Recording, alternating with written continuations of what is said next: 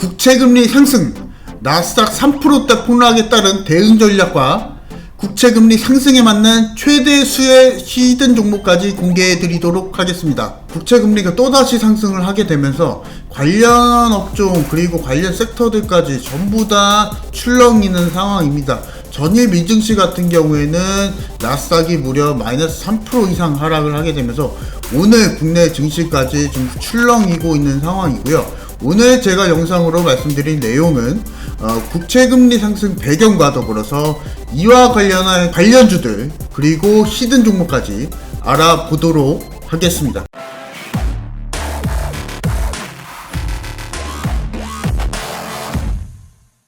나스닥 3%대 급락, 미 국채금리 1.75%까지 치솟아, 이런 기사가 나오고 있습니다. 지금 30년물 금리도 장중에 2.5%대까지 돌파를 하게 되면서 기대 물가 상승률이 2%대까지 돌파가 나올 것으로 우려를 하고 있습니다. 그래서 이러한 부분만 봤을 때 지금 국채금리가 상승을 하게 되면서 시장 변동성, 지금 현재 금융시장 내 변동성이 확대가 되고 있는 상황입니다. 지금 여러분들이 보셨을 때 왜 국채금리가 오르는지 이러한 그 연관관계성을 아셔야 지금 현재 국내 증시에 대한 대응이 좀 가능하실 텐데, 일단 첫 번째로 국채금리가 상승하게 되는 원인은 뭐냐면, 일단 작년에 코로나19가 촉발이 됐습니다. 그래서 그러한 이유로 인해서 경기가 상당 부분 위축이 되고, 그리고 각국이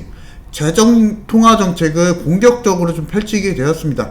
여러분들 사실 제가 재정 정책, 통화 정책을 말씀을 드려도 이해 못 하시는 분들을 위해서 말씀을 드리면, 재정 정책은 쉽게 말해서 국가가 한 국민에게 어떤 지원금이나 아니면 세금 감소나 직접적인 영향을 좀 끼치는 국가의 이런 솔루션이고요. 그리고 통화정책 같은 경우에는 화폐정책입니다. 이러한 상황 속에서 통화량을 늘릴지 감소할지는 이 각국의 통화기관에 있고요. 우리 같은 경우에는 한국은행이 있겠죠. 그래서 이런 국가 기관 정책에 따라서 화폐를 조절하는 이런 통화정책까지 공격적으로 좀 펼치다 보니까 이러한 국채금리 상승 압박이 있는 상황입니다. 화폐가 증가를 하게 되고 이로 인해서 물가가 상승을 하게 됩니다. 통화량이 증가하면 당연히 화폐의 가치가 떨어지게 되겠죠. 베네수엘라 같은 경우에는 화폐 가치가 상당히 떨어지게 되면서 이 닭 한 마리를 사기 위해서 이만한 양의 지폐가 필요한 겁니다.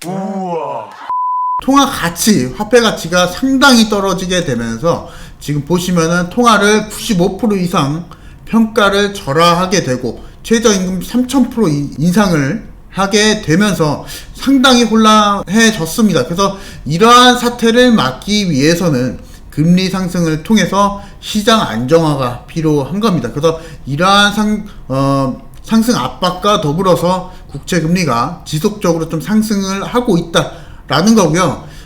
이러한 사태는 사실 극단적인 상황이기 때문에 이러한 초인플레이션 사태까지는 각국이 통화정책이나 재정정책은 펼치지 않을 것입니다. 하지만 우리가 이러한 상황 속에서는 어쨌거나 금융시장 안에서는 변동성이 없을 수가 없다. 그래서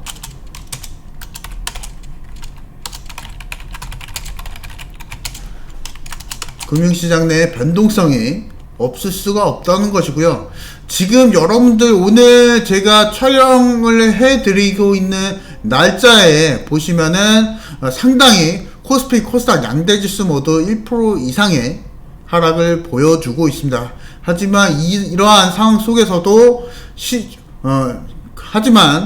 이러한 상황 속에서도 수익은 내실 수가 있습니다. 그래서 이러한 관련주들, 국채금리 상승 원인과 더불어서 이러한 관련주들까지 한 번 더 살펴보도록 하겠습니다. 일단 대표적인 수의 업종은 여러분들 아시는 분들은 아실 거고 모르시는 분들은 일단은 그 관련주들은 아시는 분들은 아실 거고요. 모르시는 분들은 모르실 텐데 한 번 더 짚고 넘어가 보도록 하겠습니다. 일단 대표적인 수의 업종은 금융업종과 보험업종이 있고요.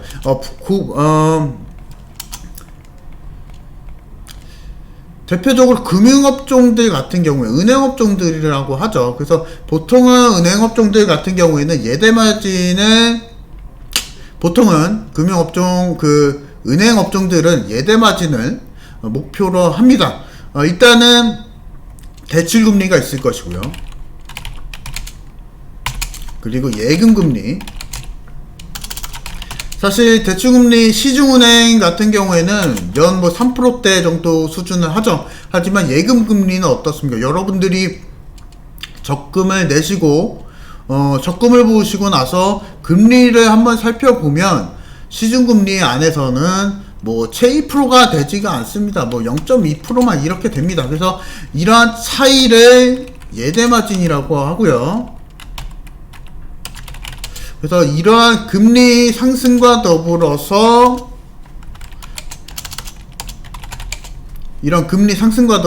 이 금융업종, 은행업종들이 대표적인 수혜업종입니다. 그리고 또 한 가지 수혜업종은 보험업종이라고 말씀을 드리고 있는데, 보험업종들 같은 경우에는 일단 장기적인 투자 상품입니다. 우리가 보험을 하나 들 때는 보통은 10년 만기 이런 상품들이 많습니다. 10년 만기 아니면 20년 만기 이런 상품들이 많기 때문에 보험사들 같은 경우에는 채권을 많이 투자합니다.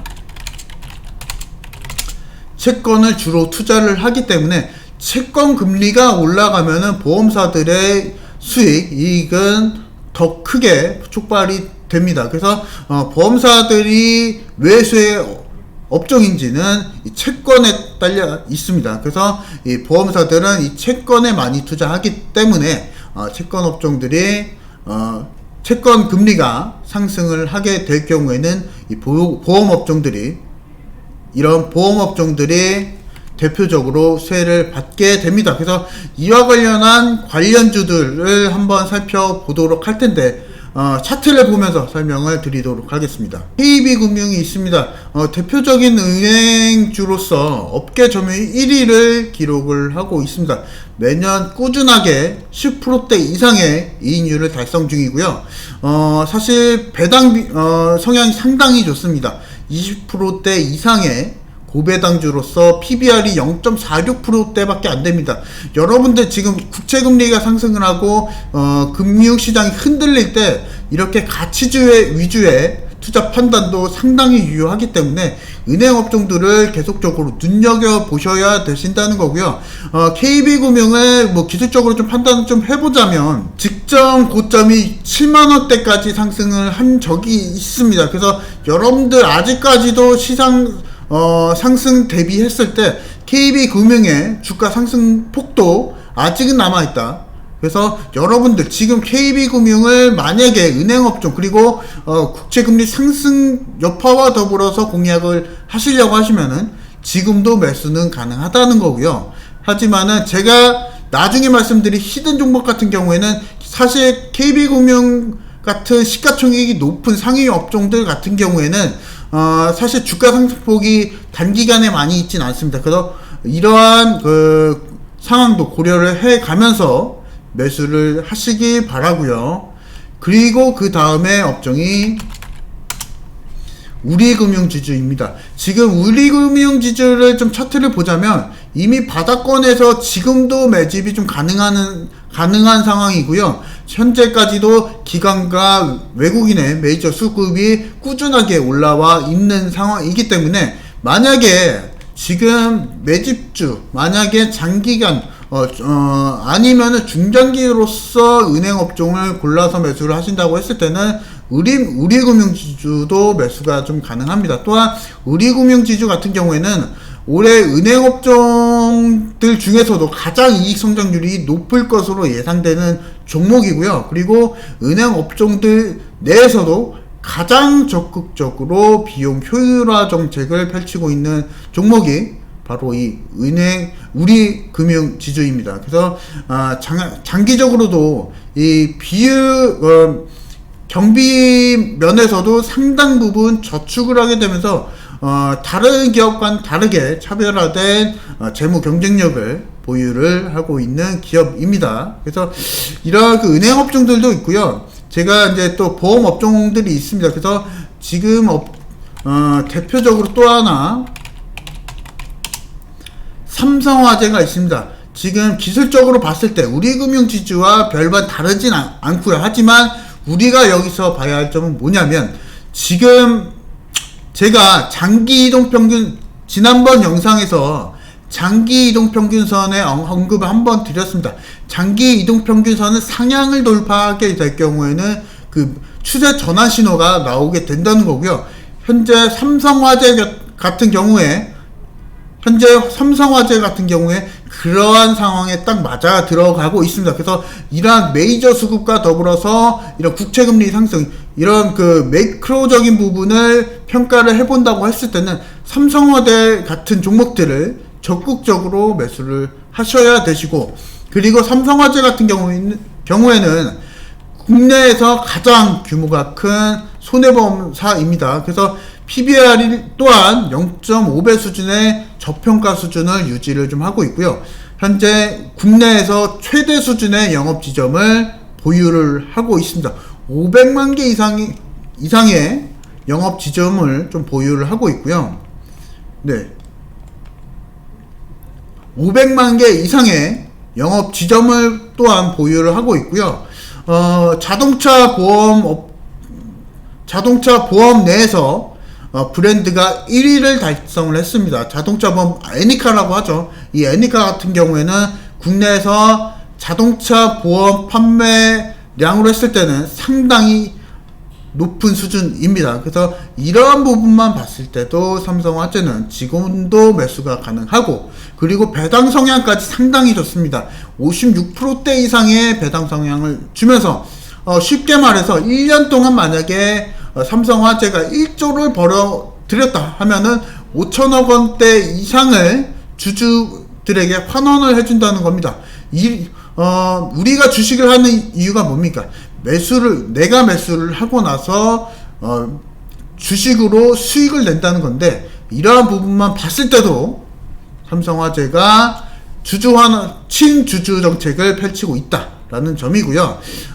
지금 그리고 다음 종목은 바로 히든 종목입니다. 히든 종목 같은 경우에는 제가 앞서 설명해드렸던 KB금융, 우리금융지주, 삼성화재 이런 종목들보다 단기간 급상승, 단기간 20%대 이상에서 50%대 이상까지 바라볼 수 있는 종목을 가지고 나왔습니다. 그래서 바로 차트를 보면서 설명을 해드리도록 하겠습니다. 히든 종목입니다. 올해 1월달부터 3월달까지 꾸준하게 우상향을 하고 있는 상황이고요. 지금 코스닥이 1%대 이상 빠지는데도 불구하고 현재 14%대까지 당일날 급등을 하게 되면서 국채금리 상승에 더불어서 최대 수혜 업종이라고 볼 수 있고요. 그래서 이러한 종목을 매수를 원하시는 분들은 아래의 번호로 문자를 남겨주시면 되시고,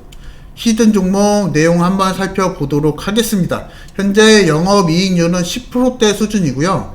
배당 성향까지 상당히 우수합니다. 18%대 수준을 유지를 하고 있고, 그리고 주식당 순자산이 15,000원대 수준인데 현재 주가가 8,000원대 수준입니다. 상당한 저평가 수준이고요. 또한 최근에는 국내 최대 IT 기업과 인수설로 인해서 1차적으로 시세를 돌파했지만은 지금 현재 맥점 눌린 상황입니다. 여러분들이 주식을 매수하실 때는 제가 앞서 설명을 드렸다시피 쌀 때 사서 비싸게 파는 게 목적입니다.